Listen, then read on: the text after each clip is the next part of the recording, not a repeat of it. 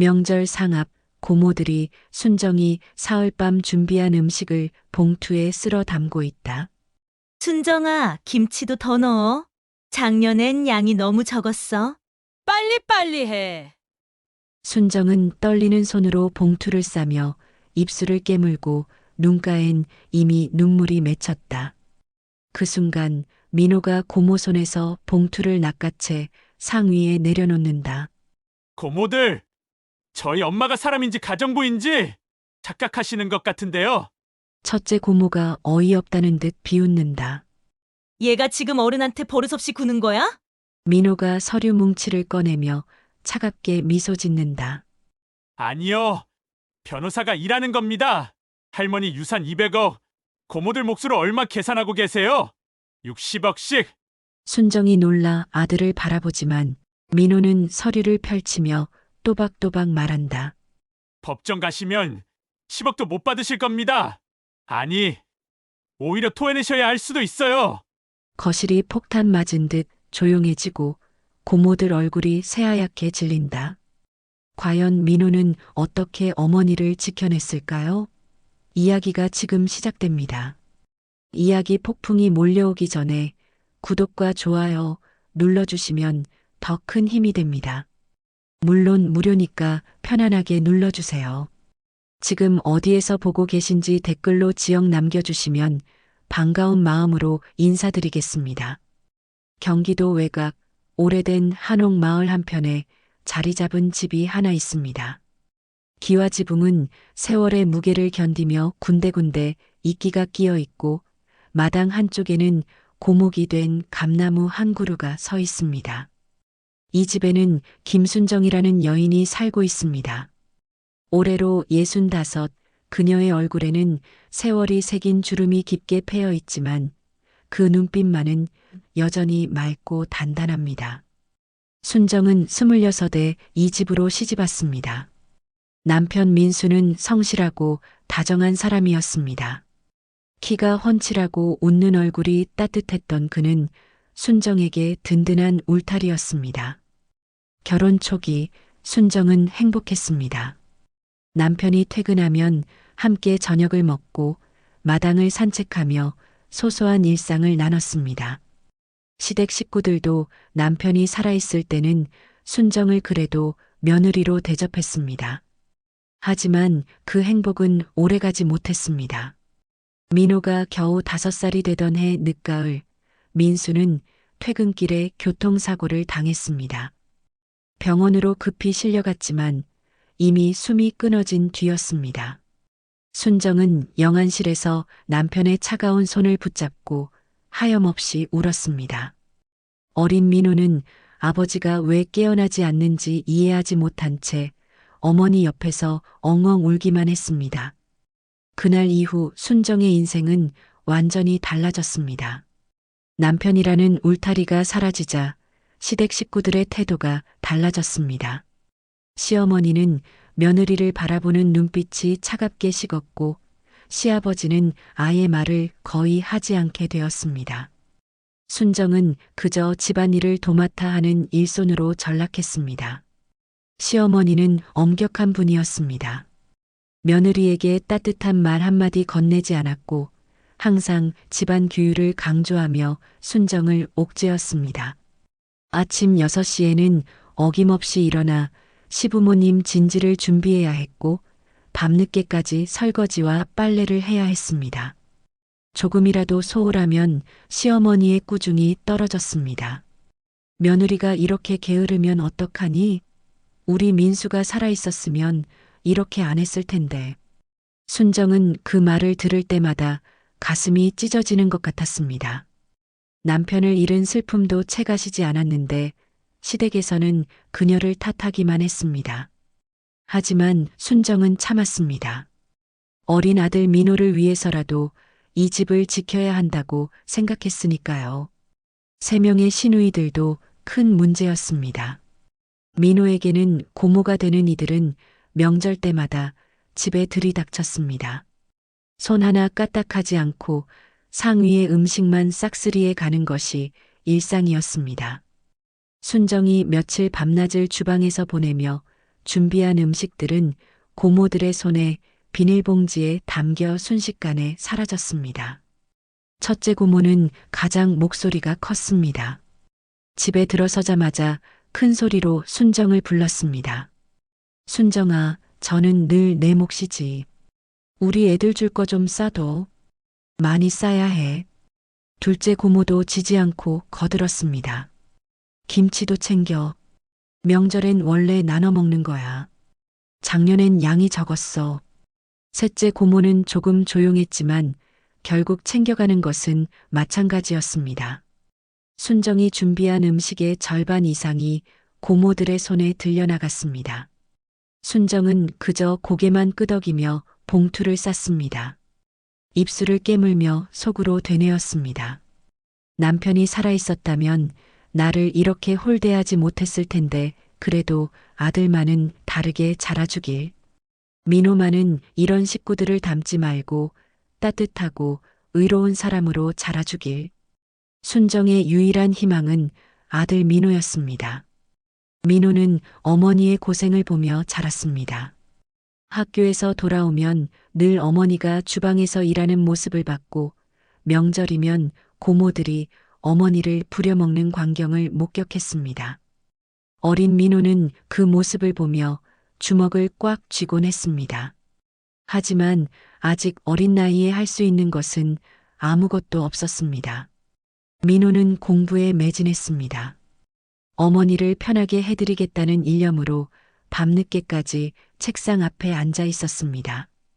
고등학교 시절 친구들이 놀러 가자고 해도 민호는 거절했습니다. 대학 입시를 준비하며 하루에 4~5시간만 자는 날들이 이어졌습니다. 순정은 그런 아들이 안쓰러우면서도 대견했습니다. 민호는 결국 명문대 법학과에 합격했고 변호사 시험에도 당당히 합격했습니다. 30살이 된 지금 그는 서울의 한 법무법인에서 일하고 있습니다. 하지만 명절만 되면 어김없이 고향집으로 내려옵니다. 어머니 곁을 지키기 위해서입니다. 오늘도 순정은 아침 일찍부터 부엌에 섰습니다. 명절을 이틀 앞두고 준비할 것들이 산더미처럼 쌓여 있습니다. 전을 부치고 나물을 무치고 김치를 담그는 일, 모두 순정의 몫입니다. 시어머니는 이제 연로하셔서 거동이 불편하지만 여전히 며느리에게 지시는 빠뜨리지 않습니다. 순정아, 저는 고소하게 부쳐야 해. 작년엔 좀 느끼했어. 기름을 너무 많이 쓴 것 같더라. 예, 어머님. 이번엔 신경 써서 부치겠습니다. 순정은 대답하고는 다시 부침개를 뒤집습니다.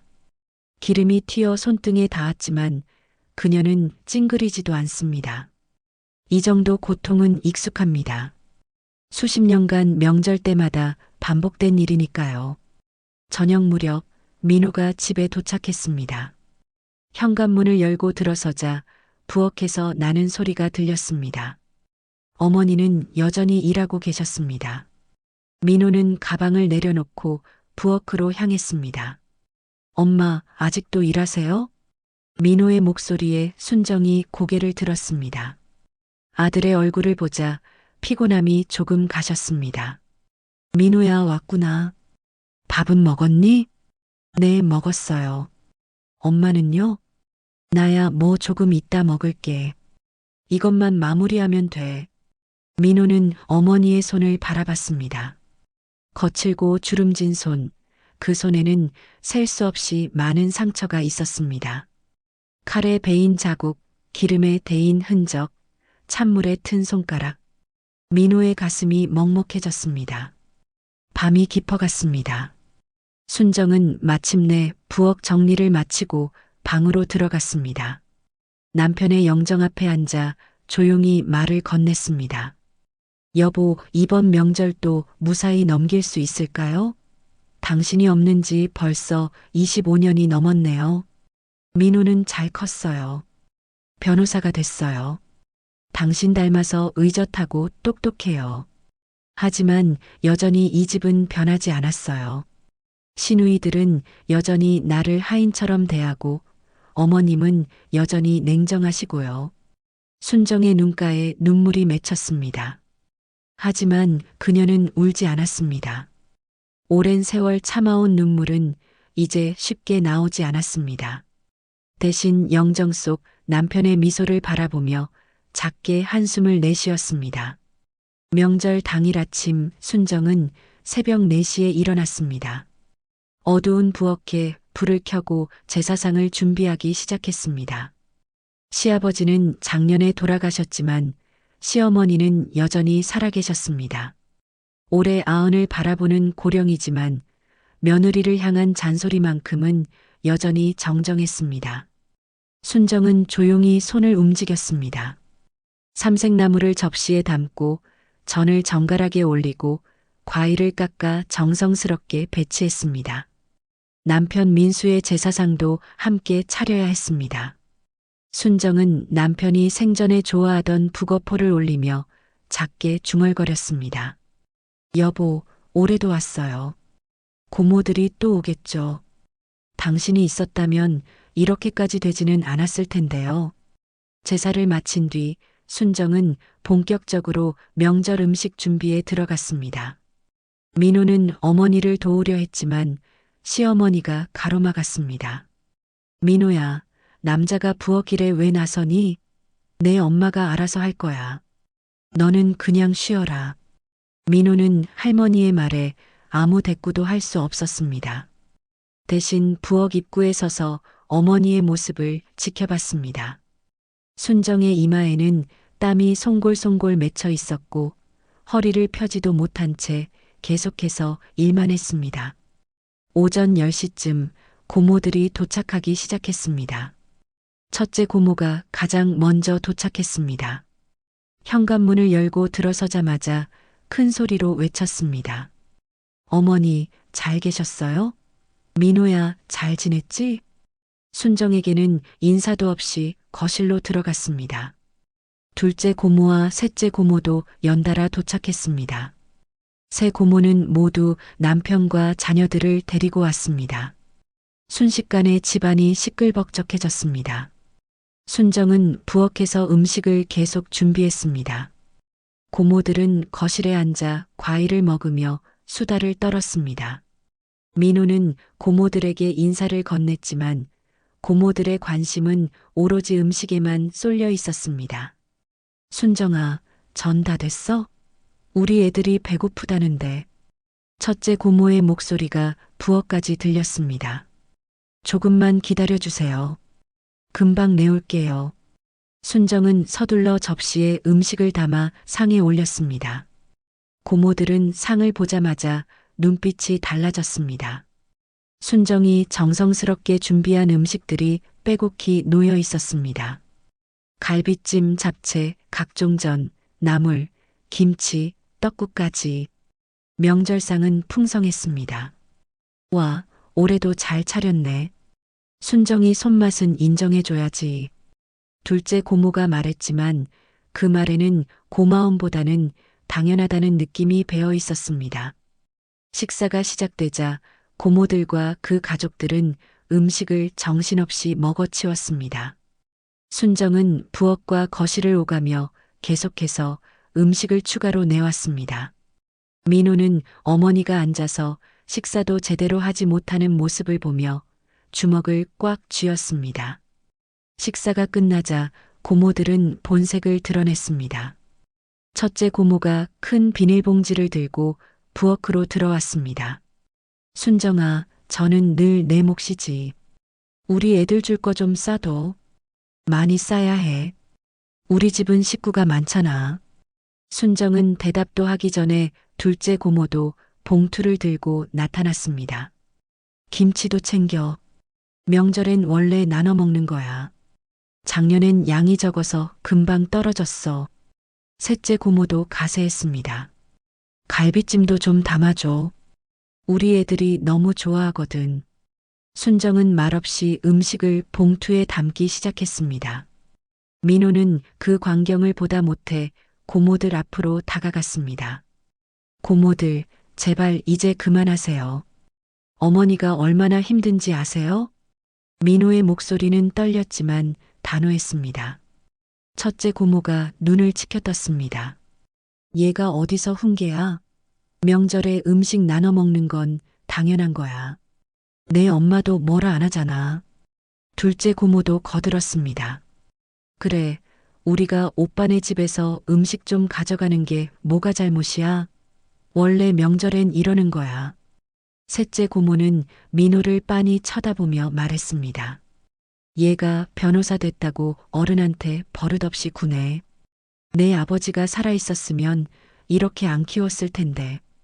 민호는 할 말을 잃었습니다. 고모들의 뻔뻔함 앞에서 어떤 말도 통하지 않는다는 것을 깨달았습니다. 순정은 민호의 손을 잡으며 작게 고개를 저었습니다. 민호야, 괜찮아. 엄마가 알아서 할게. 순정의 목소리는 지쳐 있었습니다. 민호는 어머니의 얼굴을 바라봤습니다. 그 얼굴에는 체념이 가득했습니다. 수십 년간 이런 대우를 받아온 순정에게 이제 저항은 사치였습니다. 그때 첫째 고모가 폭탄 선언을 했습니다. 참, 순정아, 너도 알지? 어머니가 돌아가시면 유산 이야기가 나올 거잖아. 우리가 친자식이니까 당연히 우리가 나눠 가지는 거야. 며느리는 남이니까 빼고. 순정의 얼굴이 굳어졌습니다. 민호는 고모의 말을 듣고 온몸에 분노가 치밀어 올랐습니다. 둘째 고모가 덧붙였습니다. 맞아. 법적으로도 며느리는 상속권이 없어. 우리 셋이 나눠 가지면 되는 거지. 셋째 고모도 거들었습니다. 어머니 재산이 꽤 되잖아. 이 집도 있고 땅도 있고 잘 나누면 될 거야. 민호는 참을 수 없었습니다. 아버지 대신 이 집을 지켜온 건 어머니였습니다.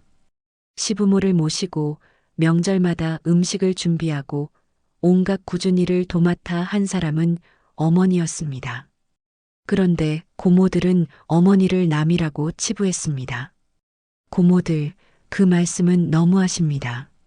민호의 목소리가 거실에 울렸습니다. 고모들은 민호를 쳐다봤습니다. 시어머니도 안방에서 나와 상황을 지켜봤습니다. 얼마 전에 할머니께서 돌아가셨죠. 할머니 유산이 200억이라고 들었습니다. 민호의 말에 고모들의 표정이 미묘하게 변했습니다. 순정은 놀란 표호로 아들을 바라봤습니다. 시어머니가 그렇게 큰 재산을 가지고 있었다는 사실을 순정은 몰랐습니다. 첫째 고모가 당황하며 말했습니다. 그건 우리 친자식들 몫이야. 며느리는 상관없는 일이고. 민호는 차분하게 대답했습니다. 법은 공정합니다. 할머니를 모신 건 누구였는지, 이 집을 지킨 건 누구였는지 법은 다 압니다. 거실의 공기가 얼어붙었습니다. 민호의 말에 거실은 순식간에 정적에 휩싸였습니다. 고모들은 당혹스러운 표정으로 서로를 바라봤고 시어머니는 안방 문턱에 서서 상황을 지켜보고 있었습니다. 순정은 아들의 옆구리를 살짝 꼬집으며 작게 속삭였습니다. 민호야, 그만해. 괜히 일 키우지 마. 하지만 민호는 물러서지 않았습니다. 오히려 고모들을 똑바로 바라보며 말을 이었습니다. 고모들, 어머니께서 이 집에서 얼마나 헌신하셨는지 아십니까? 아버지가 돌아가신 후 25년 동안 할머니와 할아버지를 모셨습니다. 명절마다 음식을 준비하고 아프실 때 병원에 모시고 다녔습니다. 그런 어머니를 남이라고 부르시는 겁니까? 첫째 고모가 얼굴을 붉히며 소리쳤습니다. 그건 며느리 도리야. 당연히 해야 할 일을 한 거지. 무슨 공로라고. 둘째 고모도 거들었습니다. 맞아. 우리도 친정에 자주 왔잖아. 명절 때마다 얼굴 비추고 어머니 안부도 여쭙고. 민호는 코웃음을 쳤습니다. 얼굴 비추러 오셨다고요? 음식 싸가려고 오신 거 아닙니까?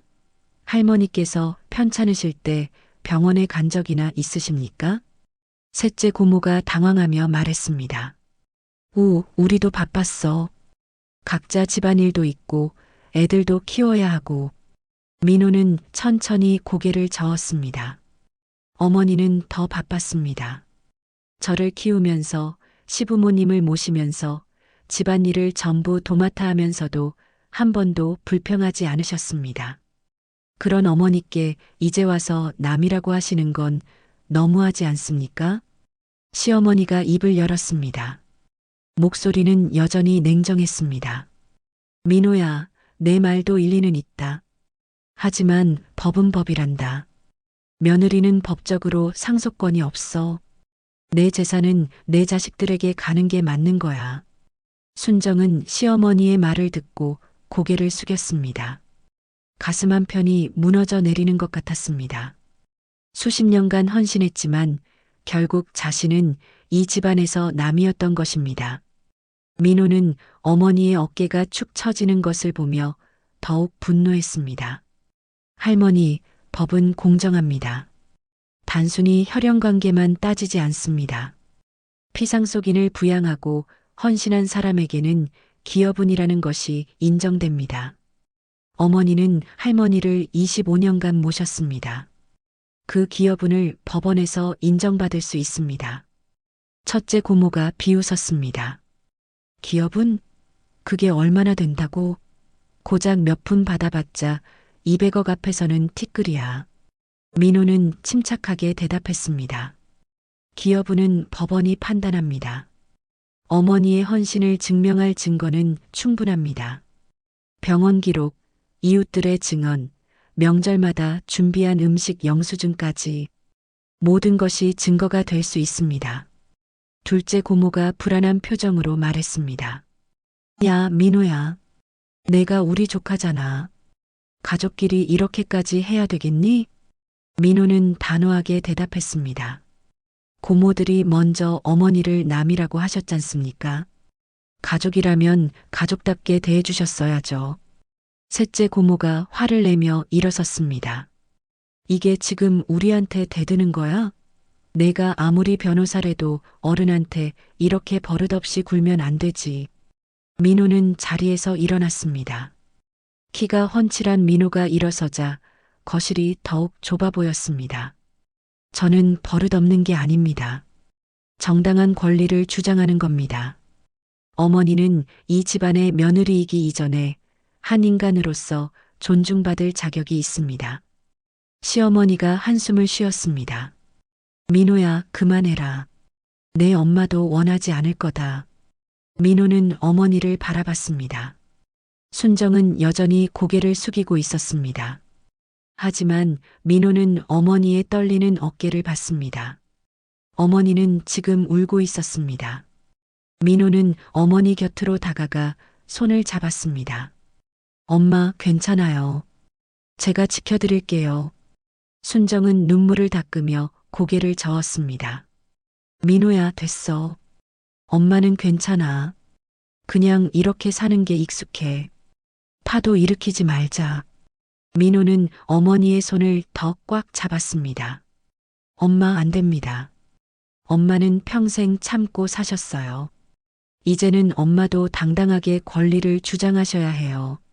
첫째 고모가 비아냥거렸습니다. 권리? 무슨 권리? 며느리가 무슨 권리가 있어? 민호는 고모를 똑바로 바라보며 말했습니다. 부양 기여분, 특별 수익 공제, 그리고 불효 정황. 이 세 가지만으로도 고모들의 상속분을 대폭 줄일 수 있습니다. 고모들의 얼굴이 하얗게 질렸습니다. 민호는 계속해서 말을 이었습니다. 고모들은 할머니를 제대로 부양하지 않았습니다. 오히려 명절마다 와서 음식만 싸가고 할머니께 용돈만 받아갔죠. 그런 행위는 법적으로 특별 수익으로 간주될 수 있습니다. 상속분에서 미리 공제되는 겁니다. 둘째 고모가 부들부들 떨며 말했습니다. 그건 어머니께서 주신 거야. 우리가 뺏은 게 아니라고. 민호는 냉정하게 대답했습니다. 증거가 있습니까? 할머니께서 자발적으로 주셨다는 증거 말입니다. 제가 조사한 바로는 고모들이 요구해서 받아간 경우가 대부분이던데요. 셋째 고모가 당황하며 소리쳤습니다. 너 우리를 조사했어? 조카가 고모들을 조사하다니. 민호는 담담하게 대답했습니다. 변호사로서 당연히 해야 할 일을 했을 뿐입니다. 어머니를 지키기 위해서라면 저는 무엇이든 할 겁니다. 시어머니가 민호를 노려봤습니다. 민호야, 내가 지금 이 집안을 갈라놓으려는 거냐? 민호는 할머니를 똑바로 바라보며 대답했습니다. 아닙니다. 이미 갈라진 집안입니다. 어머니를 남으로 취급하는 순간 이 집안은 이미 갈라졌습니다. 거실의 공기는 차갑게 식어갔습니다. 고모들은 서로 눈빛을 주고받았고 시어머니는 깊은 한숨을 내쉬었습니다. 순정은 아들의 손을 꽉 잡은 채 눈물을 흘렸습니다. 민호는 속으로 다짐했습니다. 이건 단순한 유산 싸움이 아니다. 엄마의 삶을 짓밟은 부당함에 대한 심판이다. 나는 변호사다. 법으로 정의를 세울 수 있다. 명절이 끝나고 며칠 후 고모들은 다시 집에 모였습니다. 이번에는 순정과 민호가 없는 자리였습니다. 시어머니의 방에 새 고모가 둘러앉았고 그들의 표정은 심각했습니다. 첫째 고모가 입을 열었습니다. 어머니, 민호 그 녀석을 그냥 둬서는 안 됩니다. 저렇게 나오면 우리 상속분이 다 날아갈 수도 있어요. 둘째 고모도 거들었습니다. 맞아요. 변호사라고 법으로 우리를 위협하잖아요. 뭔가 대책을 세워야 해요. 시어머니는 묵묵히 듣고만 있었습니다. 셋째 고모가 조심스럽게 말을 꺼냈습니다. 어머니, 차라리 유언장을 쓰시는 게 어떨까요? 법적으로 확실하게 우리 셋이 나눠 갖는다고 명시하시면 민호가 아무리 변호사래도 어쩔 수 없잖아요. 시어머니가 고개를 저었습니다. 유언장을 써도 기업은 문제는 남는다. 민호 말이 틀린 건 아니야. 순정이가 나를 모신 건 사실이니까. 첫째 고모가 불만스럽게 말했습니다. 그래도 며느리잖아요. 당연히 해야 할 일을 한 거고요. 시어머니는 한숨을 쉬었습니다. 너희들은 그동안 뭘 했니? 명절 때마다 음식만 싸가고 돈 달라고만 하고 순정이는 밤낮으로 나를 돌봤어. 병원 갈 때마다 등 떠밀어주고 약 챙겨주고 밥 먹여주고. 너희 중에 그런 일 한 사람 있니? 고모들은 말문이 막혔습니다. 둘째 고모가 변명처럼 말했습니다. 우리도 바빴어요. 집안일도 있고 애들도 키워야 하고. 시어머니가 차갑게 말했습니다. 순정이는 안 바빴을 것 같으니 혼자 민호 키우면서 나하고 시아버지 모시면서 얼마나 고생했는데. 셋째 고모가 조금 누그러진 목소리로 말했습니다. 그럼 어머니 순정이한테 조금 주시려는 거예요? 얼마나요? 시어머니는 잠시 침묵했다가 대답했습니다. 기여분으로 인정받으면 법원에서 정할 거야. 내가 정하는 게 아니라. 첫째 고모가 벌떡 일어났습니다. 안 돼요. 200억이에요, 200억. 며느리한테 그 돈을 나눠줄 수는 없어요. 시어머니의 눈빛이 날카로워졌습니다. 그럼 너희는 얼마나 가져갈 생각이니? 셋이서 똑같이 나눠? 순정이 몫은 하나도 없이? 둘째 고모가 목소리를 낮추며 말했습니다. 어머니, 우리가 친자식이잖아요. 법적으로도 우리가 상속자고요. 시어머니는 고개를 돌렸습니다. 나가거라. 너희 얼굴 보기 싫다. 고모들은 당황했지만 시어머니의 단호한 표정에 더 이상 말을 잇지 못하고 방을 나섰습니다. 복도에서 새 고모는 수군거렸습니다.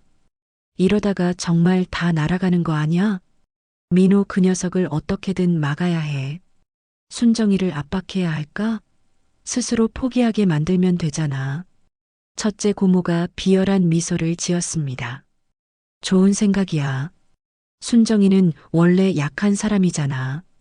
우리가 조금만 압박하면 금방 무너질 거야. 며칠 후 고모들은 다시 집을 찾았습니다. 이번에는 순정만 있는 시간을 노렸습니다. 민호는 서울에서 일하느라 집에 없었고 시어머니는 병원에 가셨습니다. 첫째 고모가 부엌에 있는 순정에게 다가갔습니다. 순정아, 우리 얘기 좀 하자. 순정은 설거지를 하다가 고개를 돌렸습니다. 무슨 일이세요? 둘째 고모가 팔짱을 끼며 말했습니다. 민호 그 녀석 요즘 너무 나간 것 같지 않니? 고모들한테 대드는 게 예의가 아니잖아. 순정은 난처한 표정으로 대답했습니다. 민호가 그런 뜻은 아니었을 거예요. 그냥. 셋째 고모가 말을 끊었습니다. 그냥이 아니야. 걔가 우리 상속분까지 건드리려고 하잖아. 너도 같은 생각이니? 순정은 고개를 저었습니다. 저는 그런 생각 없어요. 그냥 조용히 살고 싶을 뿐이에요. 첫째 고모가 순정에게 한 발짝 다가섰습니다. 그럼 민호한테 말해. 상속 문제에 손대지 말라고. 우리는 친자식이고 너는 며느리야. 알아서 처신해야지. 순정의 눈가에 눈물이 맺혔습니다. 저는 정말 아무것도 바라지 않아요. 그냥 이 집에서 조용히 살다가 갈 거예요. 둘째 고모가 비웃었습니다. 그럼 민호한테 당장 전화해. 상속 문제 손대라고. 순정은 떨리는 손으로 핸드폰을 꺼냈습니다. 하지만 민호의 번호를 누르려는 순간 손이 멈췄습니다. 아들의 얼굴이 떠올랐습니다. 자신을 지키려고 고모들 앞에서 당당하게 맞섰던 아들. 그 아들의 용기를 꺾을 수는 없었습니다. 안 돼요. 순정의 목소리는 작았지만 단호했습니다. 뭐라고? 첫째 고모가 눈을 부라렸습니다. 순정은 눈물을 닦으며 말했습니다. 민호가 하는 일은 민호 뜻이에요. 제가 막을 수 없어요. 셋째 고모가 화를 냈습니다. 야, 김순정. 내가 지금 우리한테 대드는 거야? 순정은 고개를 들었습니다. 처음으로 고모들을 똑바로 바라봤습니다. 대드는 게 아니에요. 하지만 민호는 제 아들이에요. 아들이 저를 지키려고 하는데 제가 그걸 막을 수는 없어요. 둘째 고모가 비닐봉투를 집어 던졌습니다. 좋아. 그럼 우리도 가만히 있지 않을 거야. 법정에서 보자고. 고모들은 화를 내며 집을 나갔습니다. 순정은 그 자리에 주저앉아 눈물을 흘렸습니다. 하지만 이번 눈물은 달랐습니다. 슬픔보다는 해방감이 컸습니다. 처음으로 고모들에게 아니라고 말한 자신이 대견했습니다. 저녁, 민호가 집에 돌아왔습니다. 순정은 아들에게 오늘 있었던 일을 조용히 말했습니다. 민호는 어머니의 손을 꽉 잡았습니다. 잘하셨어요, 엄마. 이제 우리는 물러서지 않을 겁니다. 순정은 아들의 얼굴을 바라보며 미소 지었습니다. 수십 년 만에 처음 느끼는 든든함이었습니다. 한 달 후 시어머니가 세상을 떠났습니다. 오랜 지병으로 투병 중이셨던 시어머니는 어느 새벽 순정의 품에서 조용히 눈을 감았습니다. 순정은 시어머니의 손을 꽉 잡고 있었습니다. 냉정했던 시어머니였지만 마지막 순간만큼은 순정의 손을 놓지 않았습니다. 순정아, 고생 많았어. 시어머니의 마지막 말이었습니다. 순정은 눈물을 흘리며 대답했습니다. 어머님, 편히 가세요. 걱정 마세요. 장례식장은 조용했습니다. 고모들은 상주 자리에 앉았고 순정은 한쪽 구석에서 조문객들을 맞이했습니다. 민호는 어머니 곁을 지키며 문상객들에게 인사했습니다.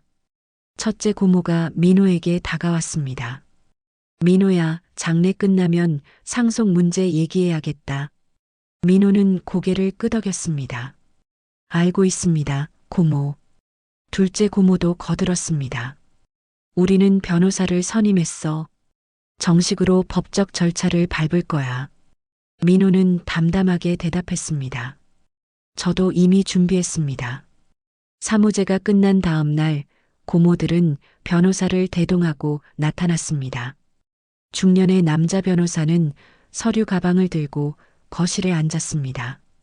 순정과 민호도 맞은편에 자리를 잡았습니다. 고모들의 변호사가 입을 열었습니다. 고인께서 남기신 재산은 총 200억 원 상당입니다. 부동산, 예금, 주식 등을 합산한 금액이죠. 법정 상속인은 세 분의 따님들이십니다. 따라서 3등분하여 각각 약 67억 원씩 상속받으시면 됩니다. 민호가 손을 들었습니다. 잠깐만요. 어머니의 기여분은 계산하지 않으셨습니까? 변호사가 안경을 고쳤으며 대답했습니다. 기여분은 법정 상속인에게만 인정됩니다. 며느리는 법정 상속인이 아니므로 기여분 청구권이 없습니다. 민호는 고개를 저었습니다. 틀렸습니다. 민법 제1107조 2에 따르면 상속인이 아닌 자라도 피상속인을 특별히 부양한 경우 기여분을 청구할 수 있습니다. 이는 2013년 개정된 조항입니다. 변호사의 얼굴이 굳었습니다. 첫째 고모가 끼어들었습니다. 그래봤자 얼마나 되겠어? 몇 억 받으면 만족하는 거야? 민호는 서류 뭉치를 꺼냈습니다. 제가 조사한 바에 따르면 어머니는 25년간 할머니를 전담으로 돌보셨습니다. 병원 진료 기록, 약국 영수증, 이웃 주민들의 증언서가 여기 있습니다. 또한 명절마다 음식을 준비하고 제사를 지낸 기록도 있습니다. 둘째 고모가 비웃었습니다. 그게 다 며느리 도리잖아. 민호는 차분하게 대답했습니다. 도리와 법적 기여분은 다릅니다. 어머니의 헌신은 통상적인 부양 의무를 훨씬 초과합니다. 이는 법원에서도 충분히 인정될 수 있는 사안입니다. 셋째 고모가 불안한 표정으로 변호사를 쳐다봤습니다. 변호사는 서류를 검토하더니 난처한 표정을 지었습니다. 이 정도 증거라면 법원에서 상당한 기여분을 인정할 가능성이 있습니다. 첫째 고모가 소리쳤습니다. 얼마나요? 대체 얼마를 달라는 거예요? 민호는 눈을 감았다가 천천히 입을 열었습니다. 최소 30억에서 50억 사이가 될 것으로 예상합니다. 거실이 술렁였습니다. 고모들은 서로 얼굴을 쳐다보며 당황했습니다. 둘째 고모가 벌떡 일어났습니다. 말도 안 돼. 며느리가 50억을 가져간다고? 우리 몫이 줄어들잖아. 민호는 또 다른 서류를 꺼냈습니다. 그리고 특별수익 공제도 있습니다. 고모들께서 할머니로부터 생전에 받으신 금액들을 조사했습니다. 셋째 고모가 얼굴이 하얗게 질렸습니다. 그건 어머니께서 주신 거야. 민호는 서류를 펼쳤습니다. 첫째 고모, 지난 10년간 약 15억 원을 받으셨습니다. 둘째 고모, 12억 원. 셋째 고모, 9억 원.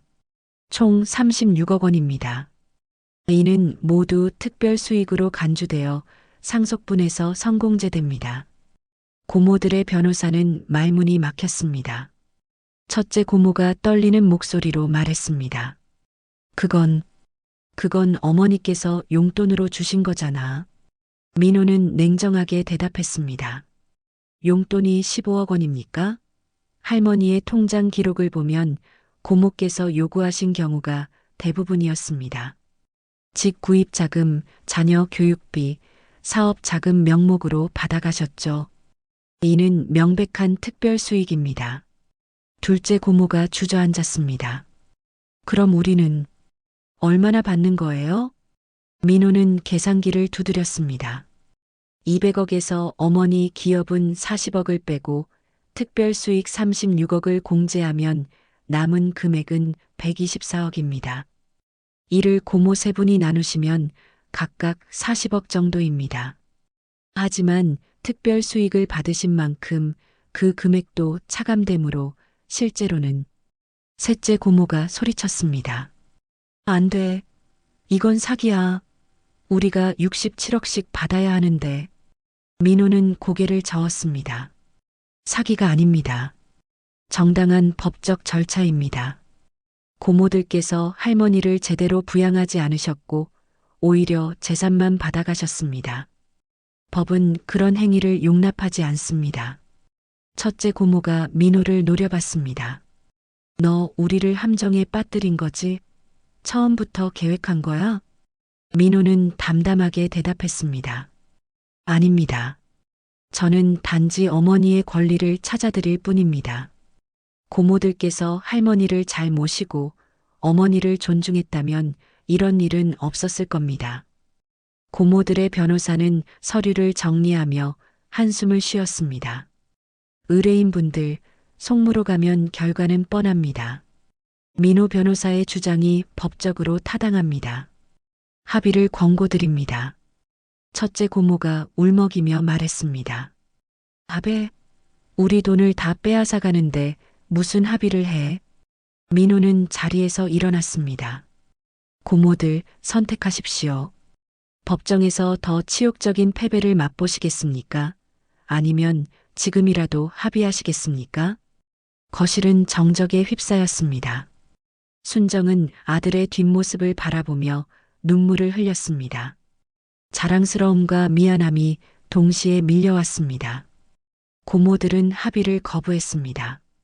결국 사건은 법정으로 넘어갔습니다. 민호는 어머니를 대리하여 기업은 청구 소송을 제기했고 고모들도 변호사를 통해 맞섰습니다. 법정 다툼이 시작되자 친척들 사이에서는 온갖 소문이 돌았습니다. 순정이가 돈에 눈이 멀었대. 민호가 고모들을 상대로 소송을 걸었다던데 집안이 완전히 쑥대밭이 됐어.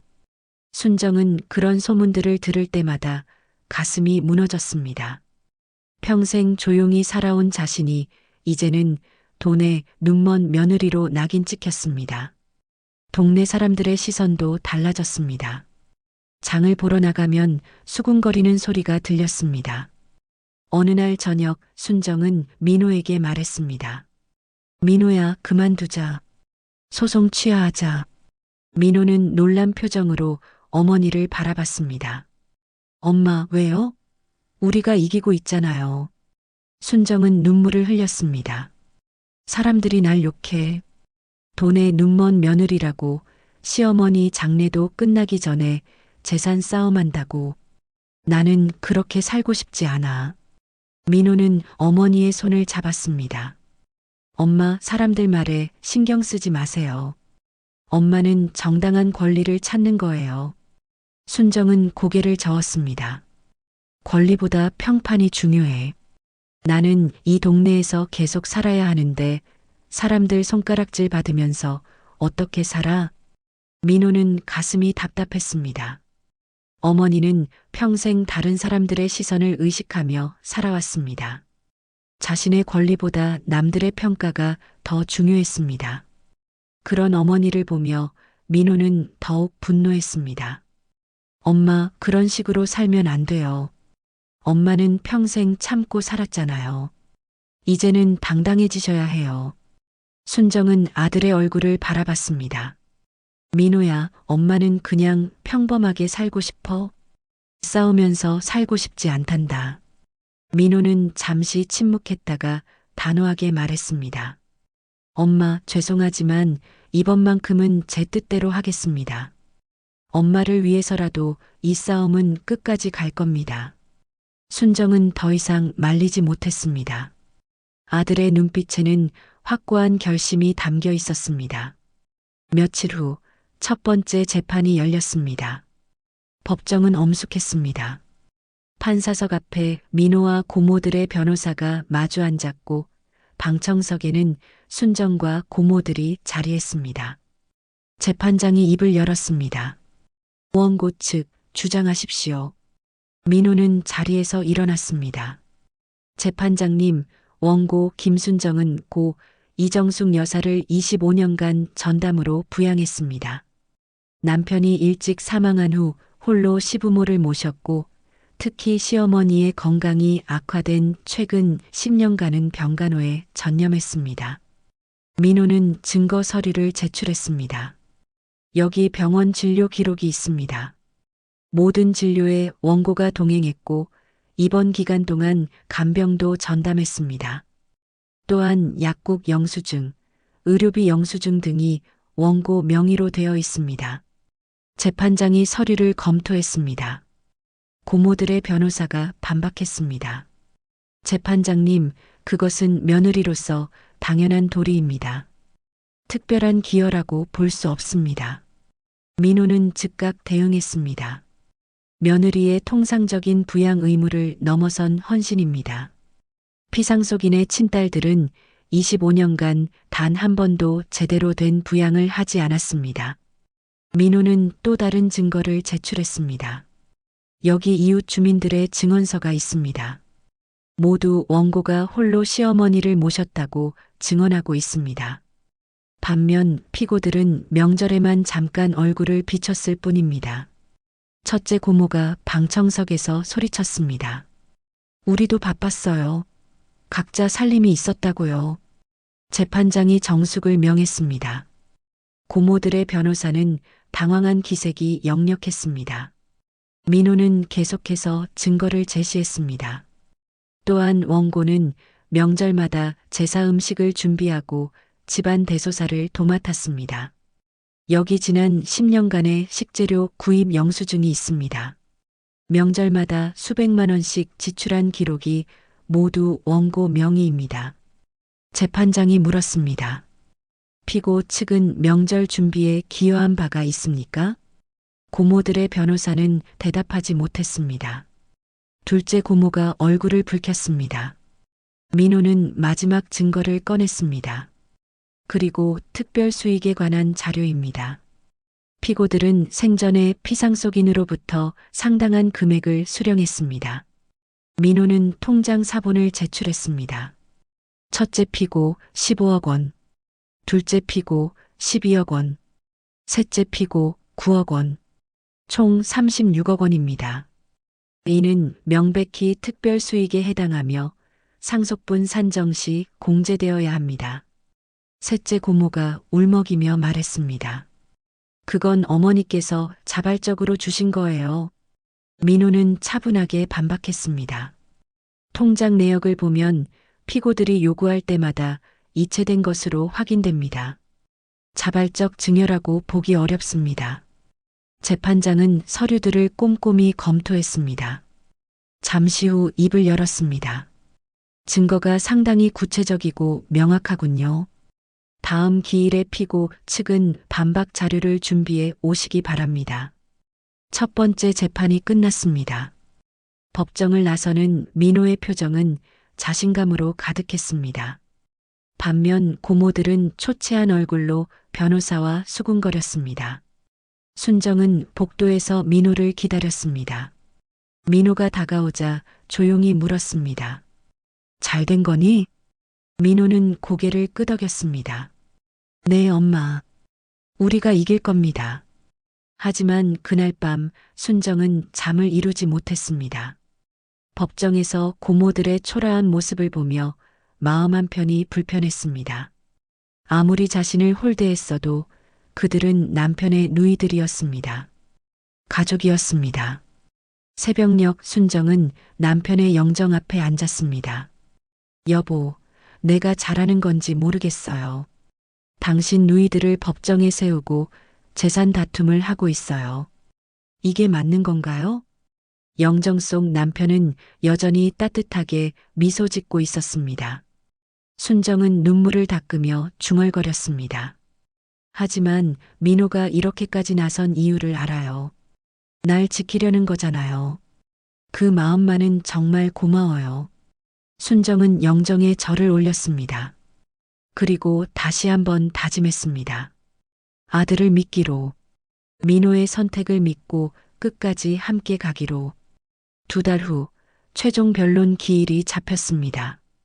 그동안 고모들은 여러 차례 반박 자료를 제출했지만 민호의 치밀한 준비 앞에서 번번이 무너졌습니다. 병원 방문 기록, 간병 일지, 이웃 증인들의 진술, 모든 것이 순정의 헌신을 증명했습니다. 최종 변론일 아침, 순정은 정장을 꺼내 입었습니다. 오랜만에 입는 옷이라 어색했지만 오늘만큼은 당당해 보이고 싶었습니다. 민호는 어머니의 모습을 보며 미소 지었습니다.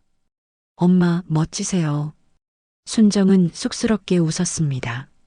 그래, 이상하진 않니? 아니에요. 오늘 엄마가 주인공이에요. 법정은 긴장감으로 가득했습니다. 방청석에는 친척들과 이웃 주민들이 자리를 채웠습니다. 모두 이 재판의 결과가 궁금했습니다. 며느리가 과연 시댁 재산을 받을 수 있을지 아니면 고모들의 손을 들어줄지 재판장이 입장했고 모두 기립했습니다. 재판장은 자리에 앉으며 서류를 펼쳤습니다. 최종 변론을 시작하겠습니다. 먼저 피고 측 변호사 주장하십시오. 고모들의 변호사가 일어섰습니다. 그의 얼굴에는 피로가 역력했습니다. 재판장님, 피고들은 고인의 친자식입니다. 법적 상속인으로서 당연한 권리를 주장하는 것뿐입니다. 원고의 기여분 주장은 과도하며 며느리로서의 통상적인 의무 범위를 벗어나지 않습니다. 변호사의 목소리에는 힘이 없었습니다.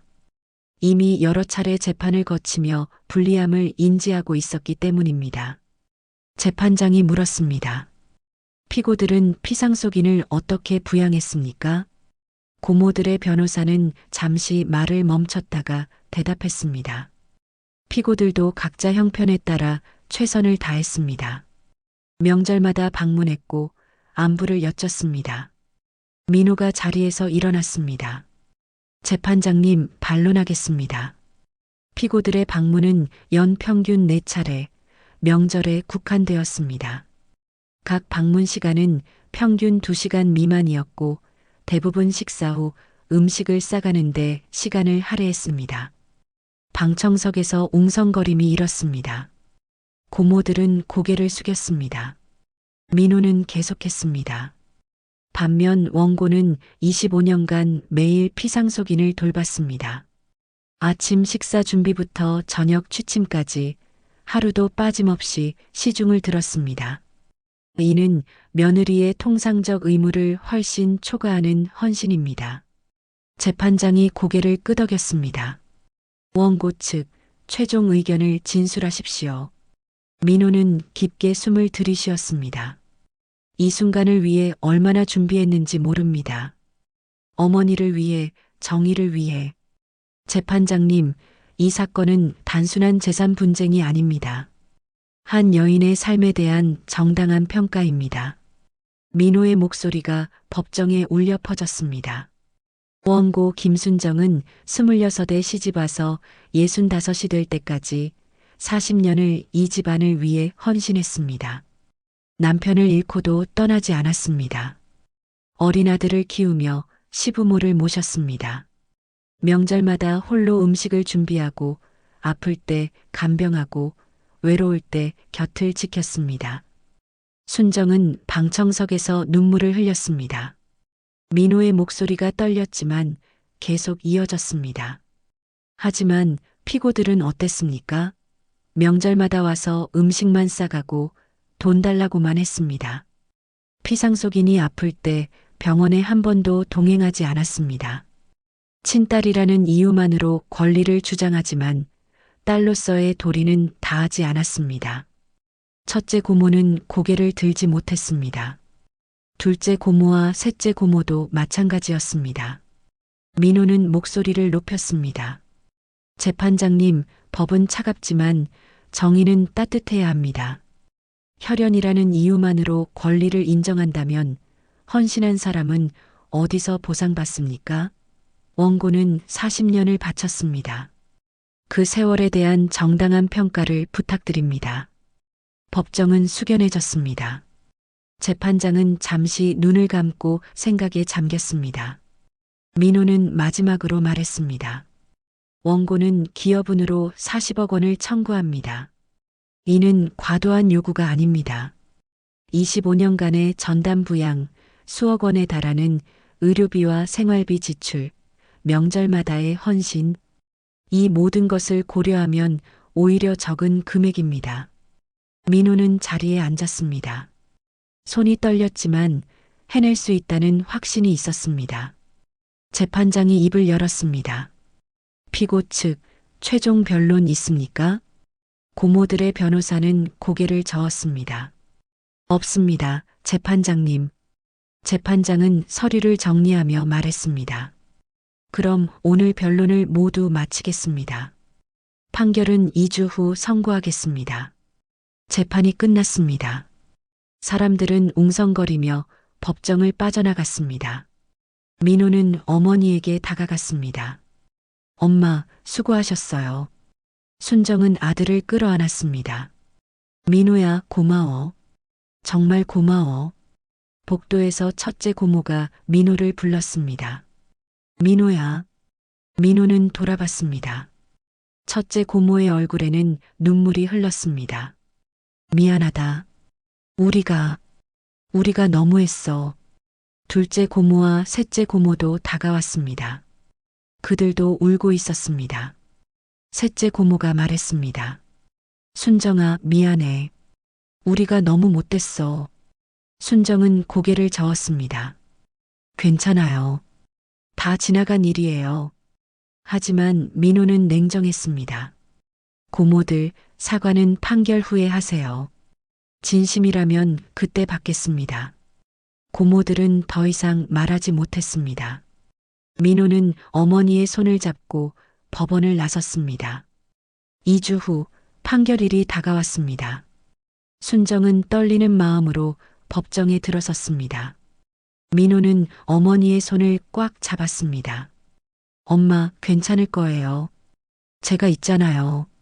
재판장이 입장했고 모두 기립했습니다. 재판장은 판결문을 펼쳤습니다. 주문. 피상속인 이정숙의 상속재산 중 원고 김순정에게 기여분으로 40억 원을 인정한다. 피고들이 수령한 특별수익 36억 원은 상속분에서 공제한다. 나머지 재산은 피고 3인이 균등 분할한다. 민호는 주먹을 꽉 쥐었습니다. 이겼습니다. 어머니의 헌신이 법으로 인정받았습니다. 순정은 그 자리에서 눈물을 쏟았습니다. 40년 만에 처음으로 자신의 가치를 인정받는 순간이었습니다. 판결이 확정된 후 한 달이 지났습니다. 순정은 40억 원을 받았지만 그 돈을 쓸 생각은 없었습니다. 대신 은행에 고이 넣어두고 조용히 살았습니다. 돈보다 더 소중한 것을 얻었기 때문입니다. 바로 자신의 존엄이었습니다. 고모들은 판결 후 연락이 뜸했습니다. 각자 받은 상속분도 특별수익 공제로 크게 줄어들어 처음 기대했던 금액의 절반도 안 되었습니다.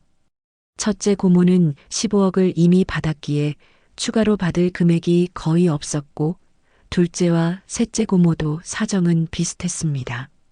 어느 날 저녁 순정은 민호와 함께 저녁 식사를 했습니다. 오랜만에 둘만의 시간이었습니다. 순정은 반찬을 민호의 그릇에 덜어주며 조용히 말했습니다. 민호야, 고마워. 내가 아니었으면 엄마는 평생 그렇게 살았을 거야. 민호는 어머니의 손을 잡았습니다. 엄마, 당연한 일을 했을 뿐이에요. 엄마는 존중받을 자격이 있어요. 순정은 미소 지었습니다. 그래도 고모들 생각하면 마음이 편하지만은 않아. 결국 가족인데. 민호는 고개를 저었습니다.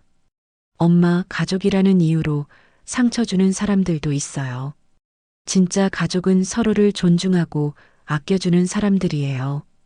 고모들은 엄마를 가족으로 대하지 않았어요. 순정은 잠시 생각에 잠겼다가 말했습니다. 그래도 언젠가는 화해하고 싶어?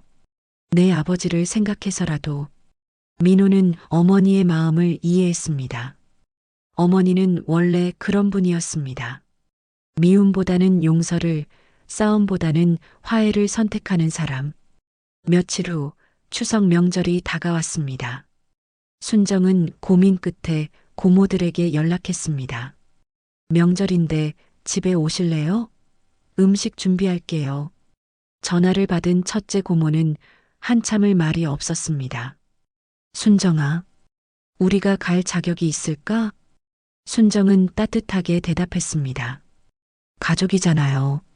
명절엔 함께 있어야죠. 추석 당일 고모들은 조심스럽게 집에 도착했습니다.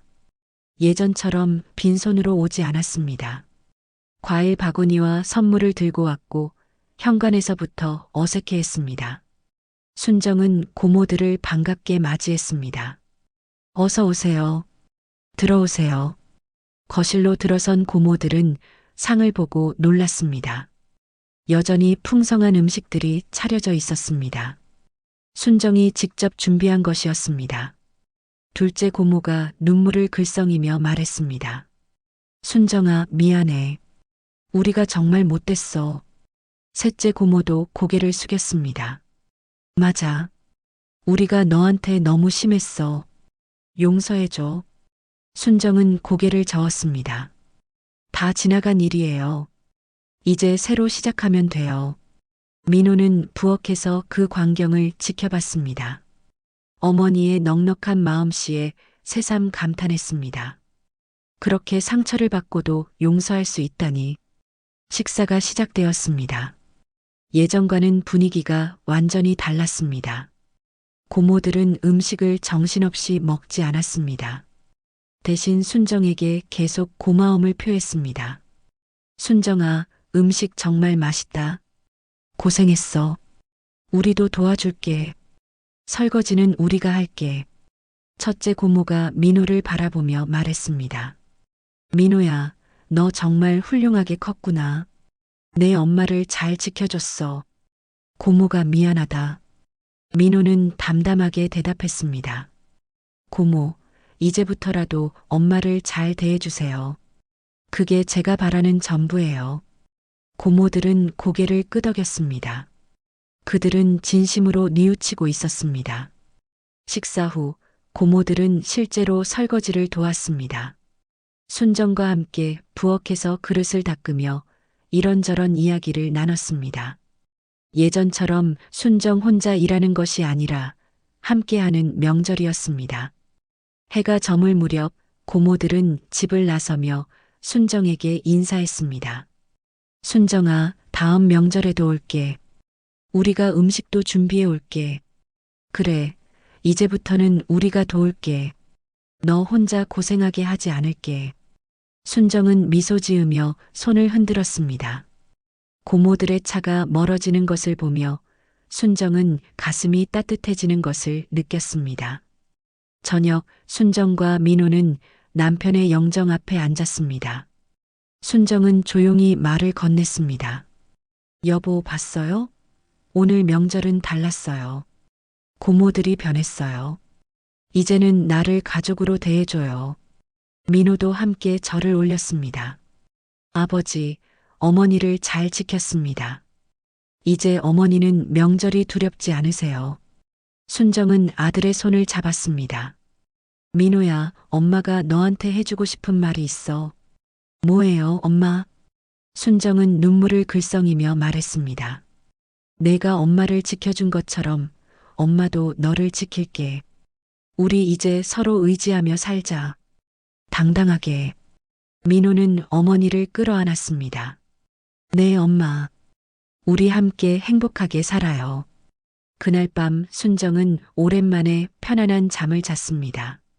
더 이상 명절이 두렵지 않았습니다. 더 이상 눈치 보며 살지 않아도 되었습니다. 40년 만에 처음으로 자신의 삶을 되찾았습니다. 다음 날 아침 순정은 마당의 감나무를 바라봤습니다. 가을 햇살을 받아 빛나는 감들이 주황빛으로 익어가고 있었습니다. 순정은 감나무에 다가가 열매를 하나 따서 손에 쥐었습니다. 이제 내 인생도 이 감처럼 익어가는구나. 순정은 미소 지었습니다. 비록 오래 걸렸지만 결국 자신의 가치를 찾았습니다. 며느리가 아니라 김순정이라는 한 사람으로서 민호는 어머니의 뒷모습을 바라보며 생각했습니다. 법은 차갑지만 정의는 따뜻하다. 그리고 어머니의 마음은 그 무엇보다 따뜻하다. 순정은 감을 바구니에 담으며 중얼거렸습니다. 이번 명절엔 고모들이랑 같이 준비해야지. 혼자가 아니라 함께. 그렇게 순정의 삶은 새로운 계절을 맞이했습니다. 더 이상 참고 견디는 삶이 아니라 존중받고 사랑받는 삶으로 명절은 이제 순정에게 평온과 기쁨의 시간이 되었습니다. 한옥마당에는 가을바람이 불었고 감나무 아래에서 순정은 처음으로 진정한 자유를 느꼈습니다. 오늘 사연 어떠셨나요? 오늘 사연 들어주셔서 감사합니다. 구독과 좋아요 부탁드리며 다음에 더 좋은 사연으로 찾아뵙겠습니다. 지금까지 폭풍처럼 쏟아지는 사연, 사연 폭풍이었습니다.